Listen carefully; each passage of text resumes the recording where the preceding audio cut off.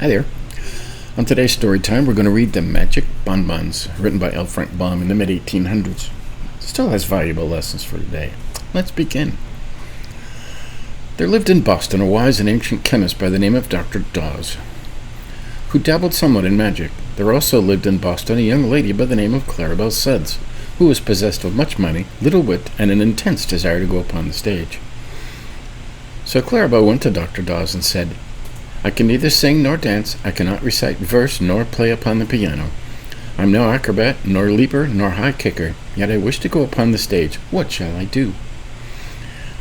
"Are you willing to pay for such accomplishments?" said the wise chemist. "Certainly," said Claribel, jingling her purse. "Then come to me tomorrow at 2 o'clock, said he. All that night he practiced what is known as chemical sorcery, so that when Claribel Suds came the next day at 2 o'clock, he showed her a small box filled with compounds that closely resembled French bonbons. "This is a progressive age," said the old man, "and I flatter myself your Uncle Dawes keeps right along with the procession. Now, one of your old-fashioned sorcerers might have made you some nasty bitter pills to swallow, but I have consulted your taste and convenience. Here are some magic bonbons. If you eat this one with the lavender color, you can dance thereafter as lightly and gracefully as you have been trained a lifetime. After you consume the pink confection, you will sing like a nightingale. Eating the white one will enable you to become the finest elocutionist in the land. I could use one of those white bonbons. I would love to be a better elocutionist than I am currently.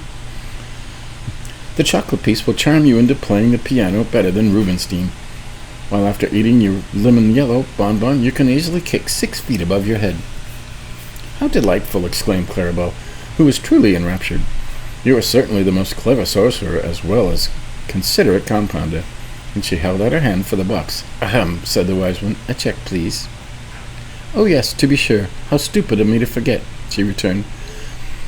He considerately retained the box in his own hand while she signed a check for a large amount of money, after which he allowed her to hold the box herself. "Are you sure you have made them strong enough?" she inquired anxiously. "It usually takes a great deal to affect me." "My only fear," replied Dr. Dawes, "is that I have made them too strong, for this is the first time I've ever been called upon to prepare these wonderful confections."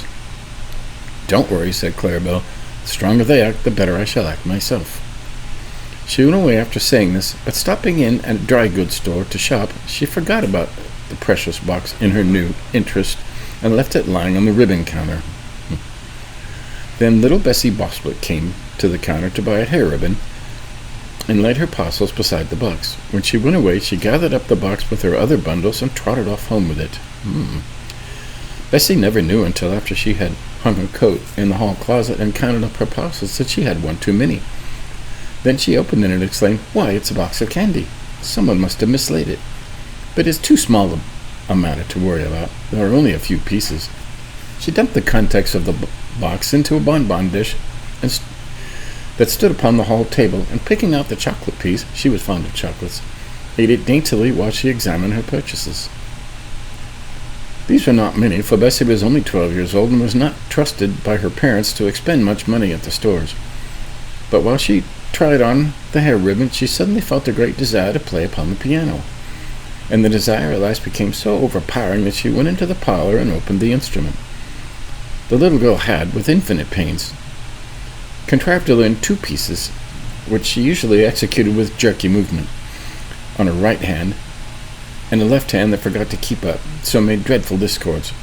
But under the influence of the chocolate bonbon, she sat down and ran her fingers lightly over the keys, producing such exquisite harmony that she was filled with amazement at her own performance. That was the prelude, however. The next moment she dashed into Beethoven's 7th Sonata and played it magnificently. Her mother, hearing the unusual burst of melody, came downstairs to see what musical guest had arrived. But when she discovered it was her own little daughter who was playing so divinely, she had an attack of palpitation of the heart, to which she was subject, and sat down upon the sofa until it should pass away. Meanwhile, Bessie played one piece after another with untiring energy. She loved music, and now found that all she needed to do was sit at the piano and listen and watch her hands twinkle over the keyboard. Twilight deepened in the room as Bessie's father came home and hung up his hat and overcoat and placed his umbrella in the rack. Then he peeped into the parlor to see who was playing. "Great Caesar!" he exclaimed.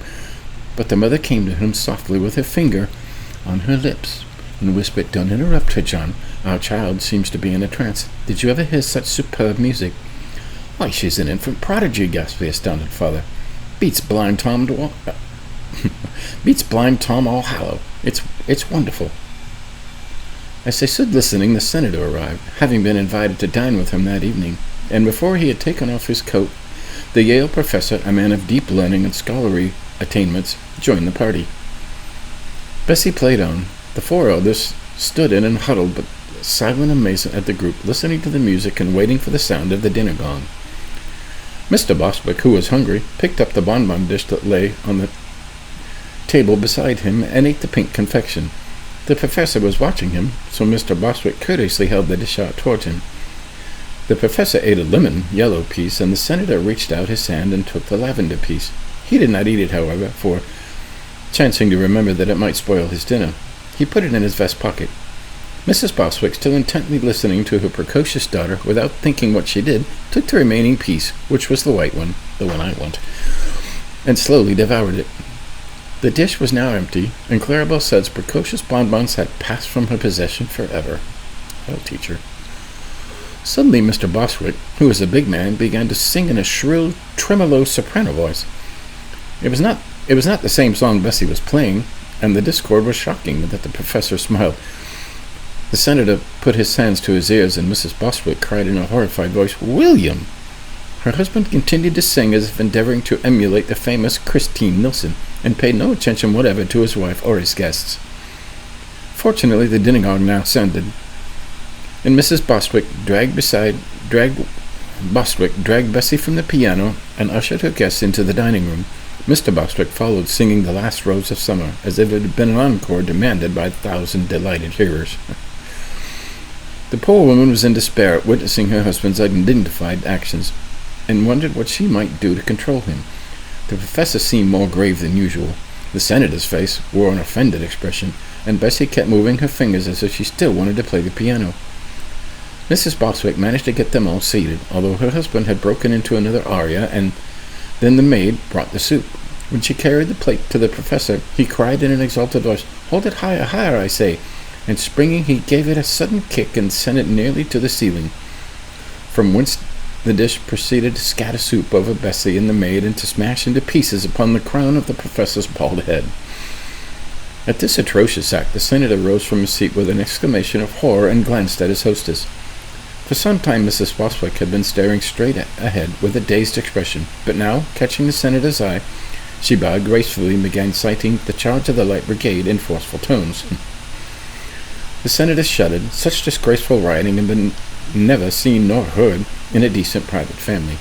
He felt that his reputation was at stake, and being the only sane person, apparently, in the room, there was no one to whom he might appeal.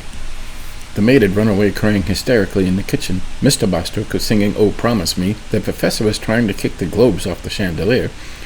Mrs. Bostwick had switched her recitation to "The Boy Stood on the Burning Deck," and Bessie had stolen into the parlor and was pounding out the overture of the Flying Dutchman. The senator was not all sure he would not go crazy himself presently, so he slipped away from the turmoil and, catching up his hat and coat in the hall, hurried from the house. That night he sat up late, writing a political speech he was to deliver the next afternoon in Faneuil Hall. But his experiences at the Bostwicks had so unnerved him that he could scarcely collect his thoughts, and often he would pause and shake his head pityingly as he remembered the strange things he had seen in that usually respectable home. The next day he met Mr. Bostwick in the street, but passed him by with a stony glare of oblivion. He felt he really could not afford to know this gentleman in the future. Mr. Bostwick was naturally indignant at the direct snub, yet his mind lingered a faint memory of some quite unusual occurrences at his dinner party the evening before, and he hardly knew whether he dared resent the senator's treatment or not. The political meeting was the feature of the day, for the senator's eloquence was well known in Boston. So the big hall was crowded with people, and in one of the front pews sat the Bostwick family, with the learned Yale professor beside them. They all looked tired and pale, as though they had passed a rather dissipated evening, and the senator was rendered so nervous by seeing them that he refused to look in their direction a second time. While the mayor was introducing him, the great man sat fidgeting in his chair. and happened to put his thumb and his finger into his vest pocket, he found the lavender-colored bonbon he had placed there the evening before. This may clear my throat, thought the senator, and slipped the bonbon into his mouth. A few minutes afterward, he arose before the vast audience, which greeted him with enthusiastic plaudits. "My friends," began the senator in a grave voice, "this is a most impressive and important occasion." Then he paused, balanced himself upon his left foot, and kicked his right leg into the air in the way favored by ballet dancers. There was a hum of amazement and horror from the spectators, but the senator appeared not to notice it. He whirled around upon the tips of his toes, kicked right and left in a graceful manner, and startled the bald-headed man in front row by casting a languishing glance in his direction. Suddenly, Clarabelle Sudds, who happened to be present, uttered a scream and sprang to her feet. Pointing an accusing finger at the dancing senator, she cried in a loud voice, "That's the man who stole my bonbons! Seize him! Arrest him! Don't let him escape!" But the ushers rushed her out of the hall, thinking she had gone suddenly insane, and the senator's friends seized him firmly and carried him out of the stage entrance to the street, where they put him in an open carriage and instructed the driver to take him home.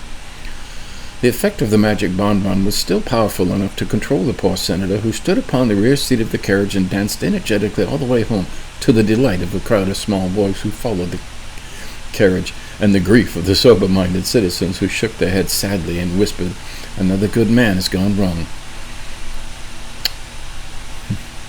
It took the senator several months to recover from the shame and humiliation of his escapade, and curiously enough, he never had the slightest idea what had induced him to act so extraordinarily a manner. Perhaps it was fortunate the last bonbon had now been eaten, for they might easily have caused considerably more trouble than they did. Of course, Clarabelle went again to the wise chemist and signed a check for another box of magic bonbons, but she must have taken better care of these, for she is now a famous vaudeville actress. There you go. This story could teach us the folly of condemning others for actions that we do not understand, for we never know what may happen to ourselves. It may also serve as a hint to be careful about leaving parcels in public places, and incidentally, to let other people's packages severely alone. There you have it. The story of the magic bonbons. Still rings true today. There you go. Tomorrow we'll continue with more stories from L. Frank Baum, before I think we'll get into Andersen's Fairytales next. So, enjoy your day. And remember the morals. They never get old. See ya.